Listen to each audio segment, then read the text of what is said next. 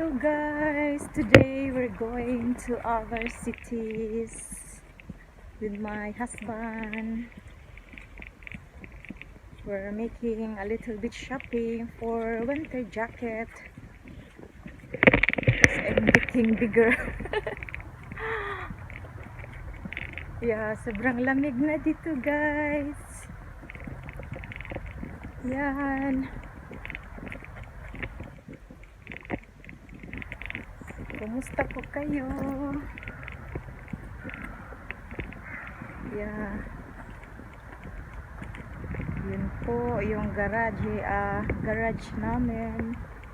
Pumasok na yung asawa ko na ayaw mag-vlog. Kasi yung mga German private talaga sila. So, see you later guys.